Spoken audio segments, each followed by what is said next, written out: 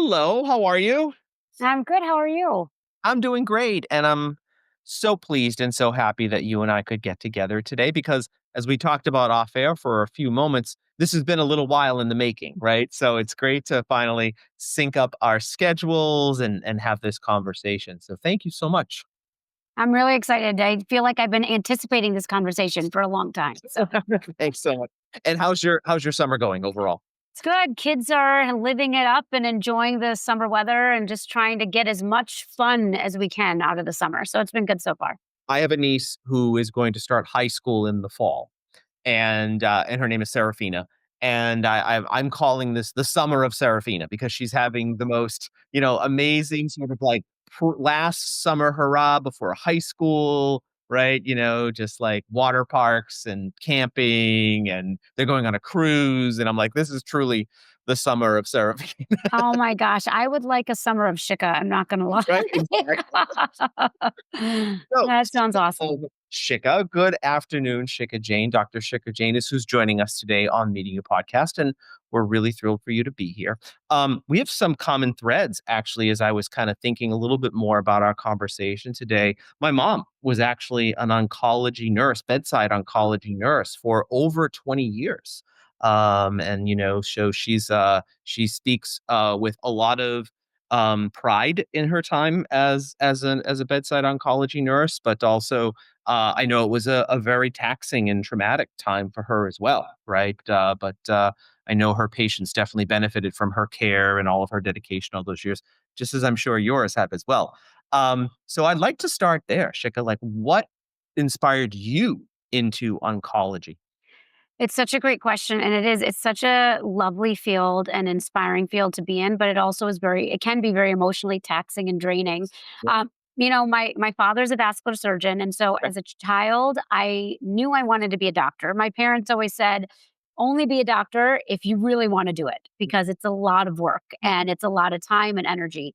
But I used to go on rounds with him and meet his patients, and I loved the hospital. I loved the fact that he developed these long-term relationships with patients. And so Mhm. that's kind of where I decided I wanted to become a doctor. Went to med school, went to med school, came into med school thinking I was going to be a pediatrician, then decided I was going to be a surgeon because I loved the OR. Then decided I was going to be a neurologist, and then thought cardiology. And then I was like, I don't actually know what I want to do. So I chose internal medicine because I was like, at least if I do internal medicine, then there's a whole bunch of specialties you could do, or you could stay as an internist. Mhm. And so when I started internal medicine residency, I initially really thought I was either going to be cardiology or pulm critical care Mm. because I loved the intensity of it. I loved the science behind it. And then I did an oncology rotation, Mm. and it totally changed my life. Yeah. I loved the patient relationships. I loved the intimate nature of that doctor patient bond, and the fact that you oftentimes didn't just get to know the patient, you also got to know their entire families. There was a lot of trust there, which to me is really important, and I feel like we've seen the erosion of trust when it Yeah. comes to doctors in general with their patients, with Sure. all the misinformation.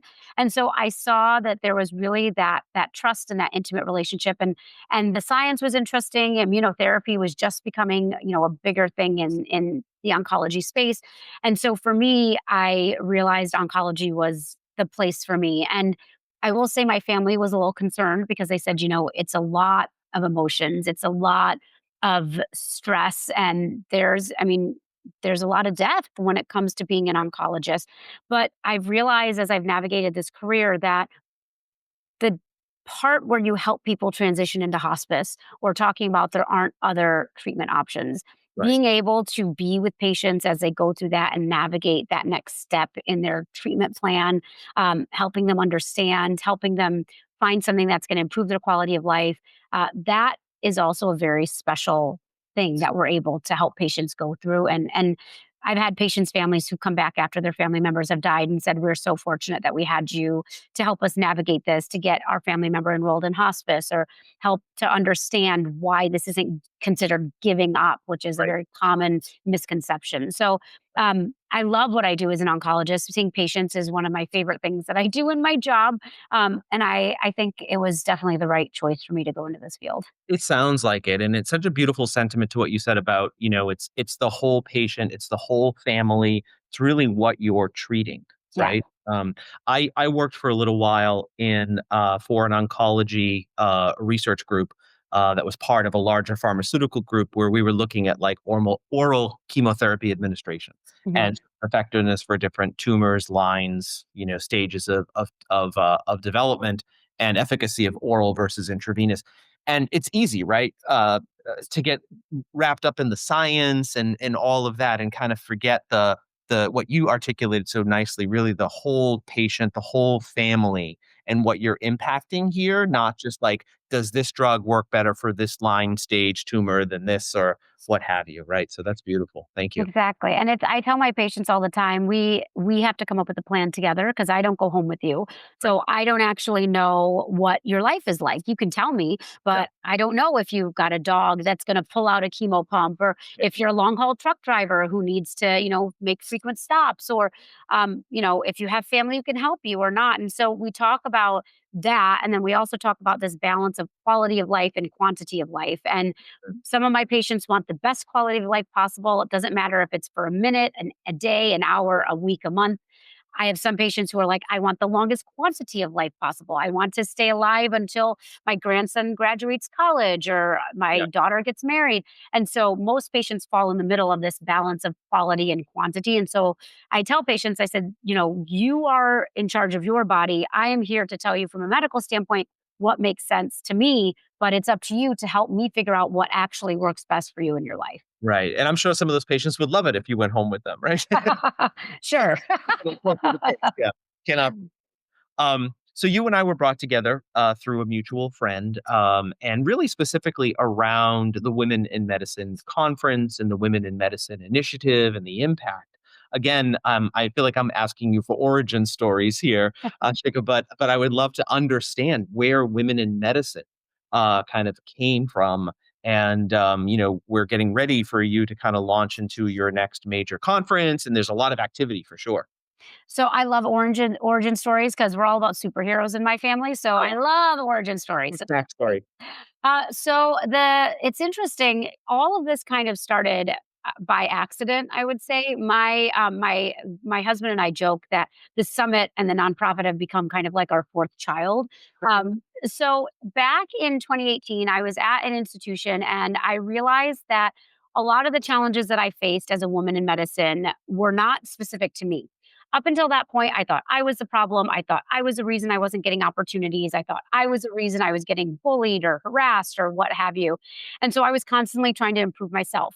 Mm. I started doing more on social media around that time and started hearing very similar stories from other women that were having similar experiences. And so I realized that we have been socialized to not talk about these Yes. problems. And Mm. we've been told, just put your head down, do the work, and you'll get credit. Yep. But that's not the reality of life. And so I put together a symposium back in 2018 that was so well received that I said, you know what, we need a national movement. We need something bigger. Mm. So in 2019, I launched the first Women in Medicine Summit. We had about 450 people from around the country who showed up in Chicago, not knowing what they were in for, but they showed up. And it was an amazing conference focused on empowerment and leadership development and negotiation strategies and all the things you don't learn in med school. Um, Fast forward, we're planning for the next summit, and March 2020 rolls around, and we're in the middle of a pandemic. Boom. Yep. And so I transitioned the conference to virtual. And then I had all these people reaching out saying, you've created this network, this community. What are you going to do now? And I Mm. said, I don't know. What am I going to do? And so at that point, we launched a speakers bureau. We launched a research lab. We launched leadership programming. We launched allyship programming, really with the concept of we don't just need to educate women, we also need to provide opportunities and then empower them to get into these Sure. positions. Sure. And we need to empower men to help women because we can't do this alone. And so the next couple of years, the organization began to grow. My dad, the ever wise mentor sponsor, said to me, this is no longer just a conference. You now have an organization. So you should create an umbrella organization. Sure. So that's how the 501c3 Women in Medicine came about. And now we are about to host our seventh annual summit, which is very exciting in Chicago, September 18th, 19th, and 20th. at the Drake Hotel. And the really cool thing this year that we've done, every year we have 2 days that are focused on leadership training, leadership development, negotiation strategies, fun ways to find joy in your career, how to fight burnout, how to retain people in your jobs. Yeah, in your practice. Exactly. This year, we are adding one full day of women's health programming because of all of the stuff that's happening nationally. We wanted to provide a space where we can talk openly about what's happening in the women's health space, everything from reproductive health to fertility to menopause to substance abuse, all of these things related to women's health. A lot of topics that often can become very animated and very powerful conversations. And we are creating a safe space to talk about them and to Yeah. educate and to empower. So the Thursday this year of the conference is really focused on women's health. But Mhm. then Friday and Saturday is the same leadership programming and all of the stuff that people have really come to love the summit for. And I will say we have people of all genders come. My husband and many men actually attend every year. Great.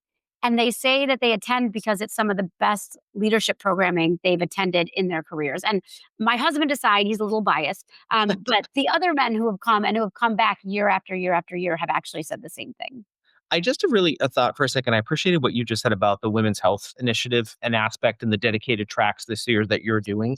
We talk these statistics, Shika, about like the baby boomers, and they were all turning 65 at the same time, and everybody kept talking about that. Well, let's also not forget for a moment that half that population was also going through menopause at the same time, and that's something that nobody talked about, right? There was nothing put in place, or very little put in place to help these women, this huge amount of women, navigate this very sometimes often challenging time of their lives, right? So Absolutely. And the interesting thing that happened is instead of science and data and research on menopause or perimenopause, what happened was the wellness influencers found a niche and they found a money making opportunity because there are billions of dollars in the women's health industry. But because that money wasn't being focused in women's health research from a federal standpoint, from a research standpoint, those wellness influencers, they saw they're in and they got in. And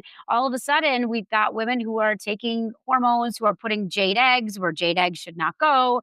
We're seeing all of this stuff happen that is not necessarily science driven, but is driven by profit and yeah. driven by influencers. And I think that that's a huge missed opportunity. And we talk, I do a lot of consulting work and I speak to a lot of CEOs of companies or health tech startups or women's health startups. And everyone says the same thing. There are billions of dollars in women's health. So forget the part that we should be talking about it because it's important for women's health.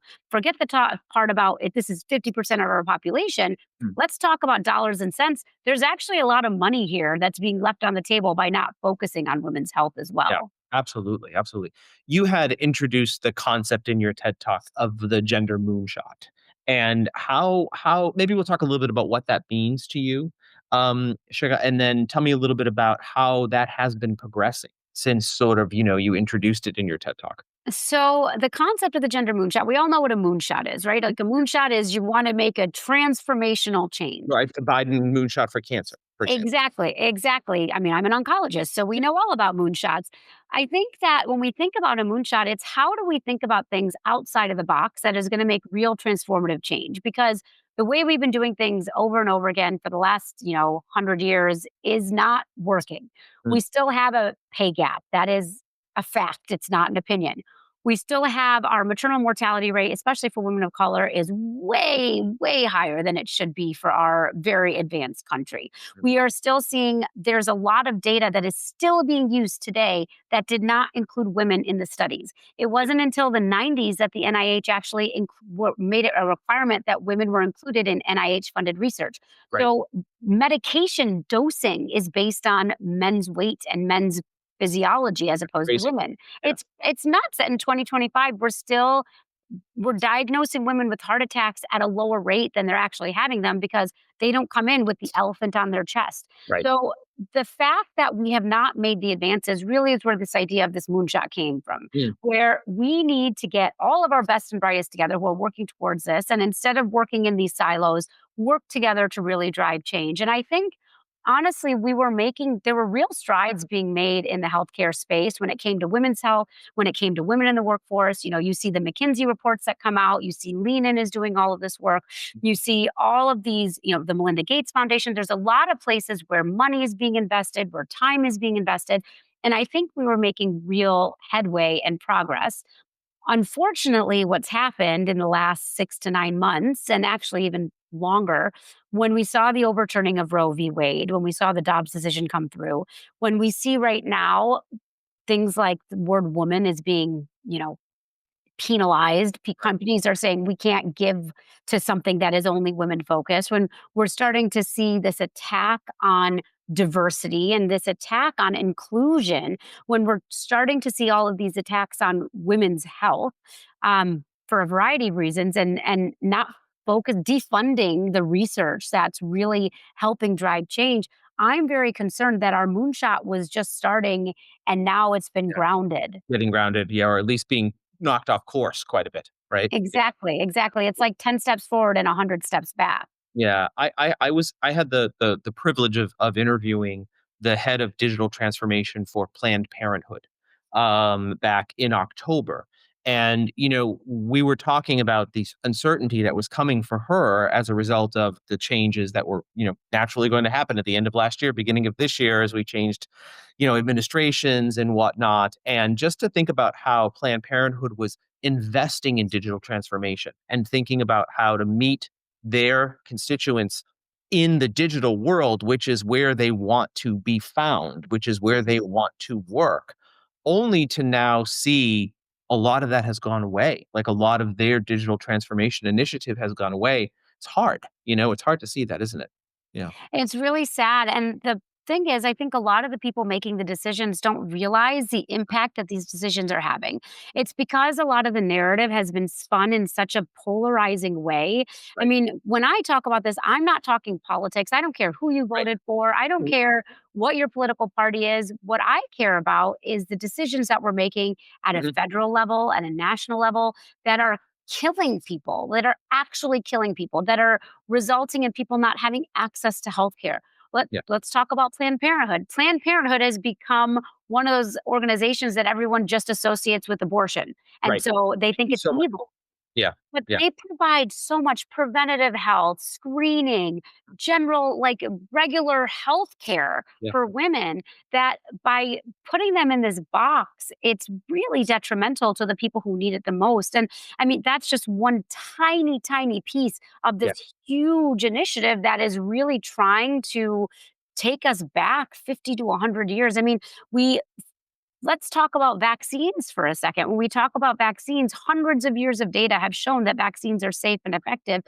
And now all of a sudden, we're questioning the science and the data with people's opinions. And my favorite quote is, and I'm going to paraphrase, it's a Neil deGrasse Tyson quote that's something to the effect of, your opinions are no match for my facts, or just because, so it's something along those lines, or, That's good. That's you know, good. That's really and good. it's true because I can come on here and say whatever I want, but if I have data to back it up, then it's a fact. If Yeah. I don't, it's just an opinion. And my opinion could be that the sky is green, but that doesn't mean the sky is green. And I think we've when it comes to women's health, when it comes to healthcare in general, we really need to be thinking more. Why are we not trusting our experts? Why are we not trusting the science? When did we become a nation that relies on talking heads and opinions? I mean, if I have surgery, I don't want someone who watched a YouTube video to come and do surgery on me. I want Right. somebody who went to training. Right. Same thing when you have somebody taking care of your cancer. You want somebody who is board certified in oncology. You don't want somebody who is telling you to take, these herbs and these things that are not scientifically tested that are not going to help you, but they might put an extra $1 million in the person's pocketbook. Right, absolutely. No, it's true, and that's really important. And I think I appreciate you for thank you for talking us through how a lot of this media and social media has sort of shaped your continued advocacy, and I think most importantly too, Shika, your communication style, right, and the way that you have had to maybe say things, not say things. I appreciate that a lot as a public health professional, as well, right? So another area where you and I are certainly simpatico. Um, I want to switch a little bit to uh, the work that you've done throughout your career, in terms of leading task forces, sort of driving a lot of change within institutions. I love talking to change makers. Talk to us a little bit about some of the, experiences that you have had and sort of like wanting to be a change agent. Because look, change agents, it's not easy, right? And sort of being, why it was important for you to be a part of some of these task forces. It's it's never easy to be a change agent, and you also get labeled as a troublemaker Right. often, Yes, absolutely. or a I didn't disruptor. want to say it, but you did.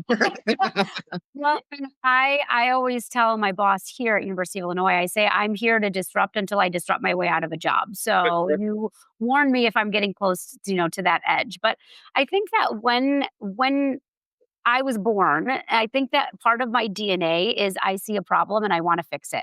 Nice. And it like eats in my head and in my heart if I see something that is wrong and I don't try to create a solution.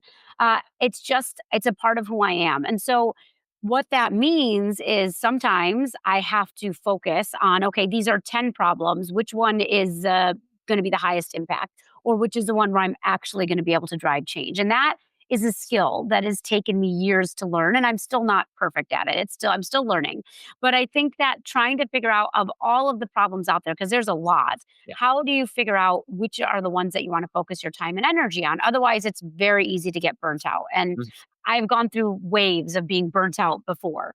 So I think that's one thing. And then I also think, when you look at being a change agent, so one, you need to think about what is something that I can actually get my hands around? What is something I'll actually be able to change? And two, what is something that I have support where I'm not doing it alone? Because you're never going to be successful. Well, I don't want to say never. It's highly unlikely you will be successful if you're doing something completely on your own.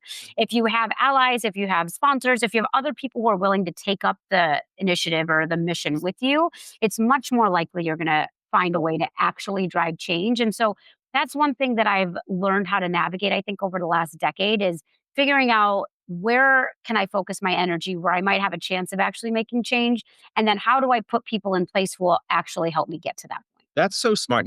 We obviously the heart of this podcast is really talking to entrepreneurs, right? And again, you might not be an entrepreneur in the traditional sense, but you are very entrepreneurial, and the approach that you take is very entrepreneurial.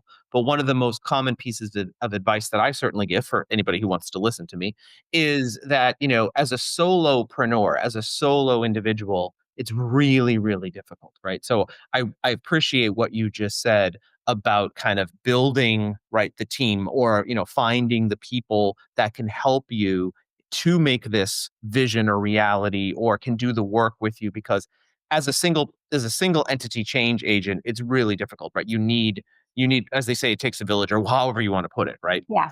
Yeah. Exactly. And I think, we are one of our hashtags for women in medicine is WIM Stronger Together, Nice. because I really do believe we are stronger together, and our collaborations and our partnerships and our team are really what allow us to grow. I mean, women in medicine would absolutely not be where it is today without an incredible group of volunteers and people who have dedicated time and energy.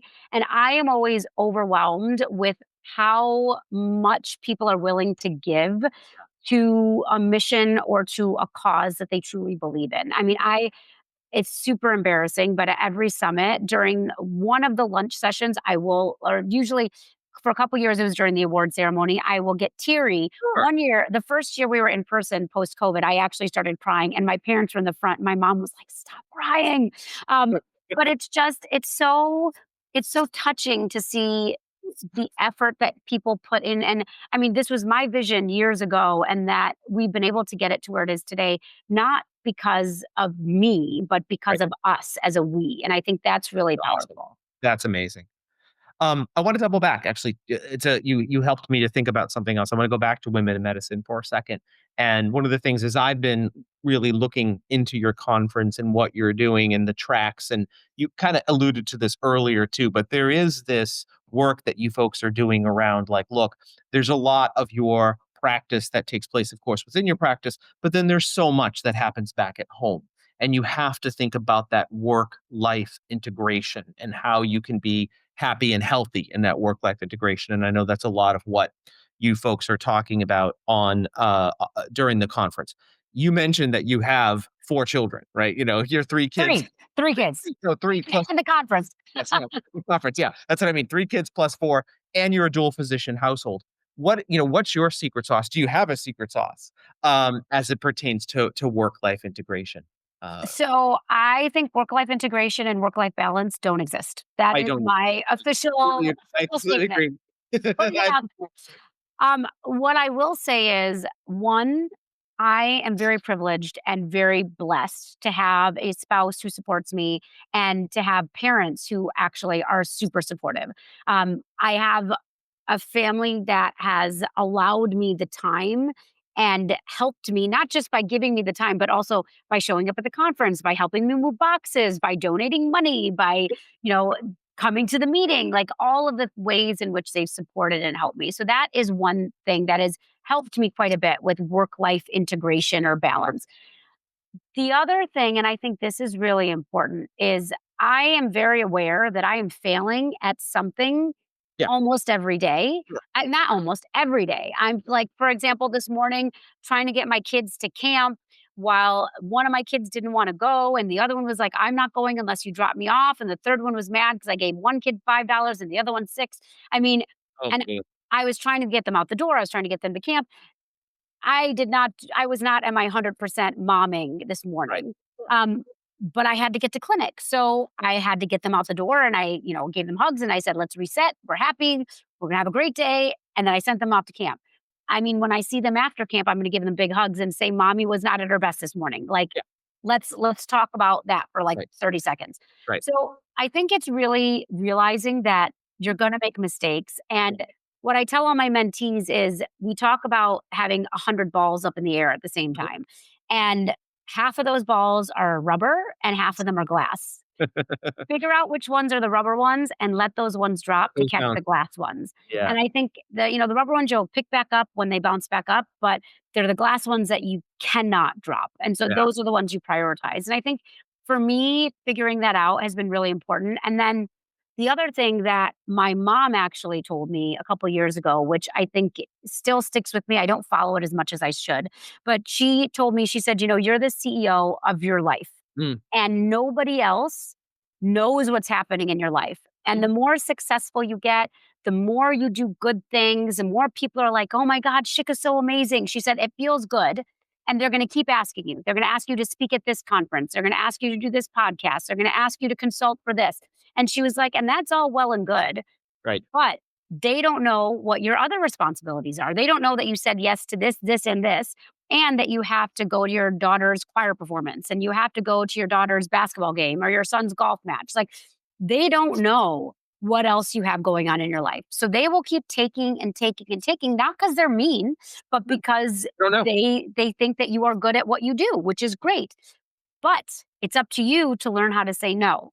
Good. And I am very bad at saying no. I've gotten better, gotten a lot better, but it's one of those things where to me that was a wake up call where it feels good when people are asking you to do things, when people are saying, "Hey, I want you to speak this. I want you to be the keynote for this." Like it feels good, but the question is what are you giving up Yeah. to do that? And so that is something I've been trying really hard to refocus and recenter and ask my family, they'll say I do a horrible job of it, but I'm trying. So You're trying. Well, no, as I like to say, I actually I never heard I completely understand the analogy that you were making around rubber balls and glass balls. I've never actually heard it put quite that way before, but I love it. Totally stealing it. All gonna use it all the time now. I mean, I advise my folks the same thing. Like, things are gonna fall on the floor. You have to decide which things you can let fall on the floor and which things you can't, right? And yeah, the things that do fall on the floor, you just got to accept it and you just have to move on. And we'll come back to that, right? And yep. chances are none of those things are life and death things, right? You are actually dealing, Shika, with life and death decisions in the work that you do, right? So I think that adds such an interesting and complex dynamic to your work as well, right? It does, and I will say, actually, in my clinic just today, I had this new patient who I was seeing who it's a really hard story, and she's young and she's got advanced cancer. Mm, And I was sitting there listening to her, and we were talking. And afterwards, I stepped out and I said, how lucky am I that I have one the opportunity to take care of patients like this, but we really need to be. I don't want to sound cheesy, but we really need to realize that those small things that, like this morning, my kids in camp, I Right. was so frustrated, and Yeah. Yeah. I was so frustrated when I got to work, and it totally impacted my mood. But how lucky am I that I have 3 kids that I can take to camp? And yes, they were annoyed, but I have these 3 amazing children who I'm able to drop off sometimes at camp, and I'm able to do these things. And how do you reset your mind? I tell my kids this sometimes. One of my 7-year-olds actually said this to me. He's like, "Mommy, I think we need a reset." And so that's what we do now when somebody's in a bad mood, or if we're, the days, he's like, we just need a reset. So that's what we started doing in our house, where we just reset and we realize, we think for a second, okay, what's something we're really grateful for? Yeah. What's something we're really appreciative of? And in the space that I'm in when it comes to dealing with life and death, it's a very eye-opening thing when you're talking to people who are facing their mortality almost daily in some cases. How do you take that and then go Yes. home to your family and deal with the stress of, like, somebody doesn't like dinner? It's Yeah. it's finding that balance and figuring out how to navigate all of that in one life. I call it the blending, right? Shiga, Mhm. it's not we don't balance, we blend. It's Yes, all a blend, love right? it. I Yeah. love that. Um, so a lot of my students, especially ones here in public health and as well as in applied bioscience, their ultimate career track is usually med school, right? Ultimately, similar to the track that you followed. I have been noticing, and this is just Richard's completely non-scientific observation of the amount of female students that I have in either a public health or applied bioscience track whose ultimate goal is med school, whose ultimate goal is to be a physician, and a lot of them are trending towards women's health, oncology, OBGYN, etc. Um, what advice do you give these young women right now who are kind of like entering into their medical training, thinking about their role as a physician going forward? I am really curious as to how you're talking to some of these folks. My advice has evolved over the years, but there's a couple things that I've stuck true to since the beginning. The first is, it's not easy. Mm, There's no sugarcoating it. It's not easy, but it right, is so worth it. It is so worth it. I love what I do. I love taking care of patients, and you can change people's lives with your job. There's not very many jobs in the world where you can say, I actually changed someone's life. right. I think when you're going through the process of medical school and then residency, and then if you decide to fellowship, you can always be improving upon yourself. So I think you should take constructive feedback and think, how can I be better? How can I improve? But be careful where that constructive feedback is coming from, and Hmm. think very, very seriously about who is the person, what are they getting out of it, and how do I make sure that I'm only taking the feedback that's actually meant to make me better. Sometimes in the hierarchical structure of medical school, we sometimes get feedback that might be because somebody is jealous, or might because somebody wants to, we talk about gunners, people who want to try to push past you, or even from leadership. There's a lot of implicit bias that exists in the healthcare system. So, I wish that when I was going through training, someone had told me that I was not the problem. So there might be times where you are the problem. So think objectively, am I doing something that I should be doing differently? But if you are not the problem, Hmm. make sure you have mentors and sponsors and a network that can help you. Hmm. I don't think I realized the importance of having that network until I became an attending physician. Right. So finding either your friends, like peer mentors, friends within your class, finding a mentor or a sponsor in the faculty or in leadership. It could be somebody even outside of your medical school, but finding those people who can help you navigate, because you need somebody external to you who can sit down and say, okay, yeah, you are totally wrong here. You should change the way you behaved here. And other people and the same people can also tell you, you're not the problem. That's a systemic problem. Let's work on how we can fix it. And so Exactly. um, I think those are really important. And then work hard, impress your faculty, impress the attendings you work with by showing that you're on time, that you know your patients. But really, at the end of the day, do what you love. And medicine is such a special field. No matter what's happening, I mean, we can see there's a lot of doom and gloom right now. There's a lot of bad stuff happening with our healthcare systems. At the end of the day, it comes down to the people we're taking care of and how can we best take care of them. And sometimes it's the work we do in the clinic, sometimes it's the advocacy work we do outside of the clinic, but how can you best serve your patients? And when you're going through med school, always keep the patients first. When you're learning about congestive heart failure or you're learning about, pulmonary fibrosis, try to associate with patients you've seen Yeah. because at the end of the day, it really is about the person sitting in front of you. I love it. That's beautiful. Very inspirational too. Thank you for doing that. I really appreciate you saying that. Folks, this has been an amazing conversation with Dr. Shikha Jain. I think you've got your own website that we can plug, right? Yes. So yeah, so it's shikhajainmd.com. Is that Yep. right? I think it's .org. I can .org. double Oh, check. I okay. think We it's don't get .org. that wrong. Let me double check and I'll tell you. I should know that by now. Yeah. Oh no, Uh, it is .com. So you okay. you know my website better than me. Yeah, shikhajainmd.com and Women in Medicine we can find as well, right? Yes. Womeninmedicine.org. WImedicine.org. WImedicine.org. Perfect. I will get all that right. We'll link all those up in the socials so there's no confusion if anybody happens to be only kind of listening to this right now. So, but once again, thank you for all your efforts. Thank you for what you're doing around advocacy, communication in healthcare, the important work that you're doing around women in medicine, and of course, the work you're doing in oncology. And thank you so much and really appreciated this time today. Thanks so much for having me on and looking forward to seeing you and hopefully a lot of people at the summit in September in Chicago. Awesome. Talk soon.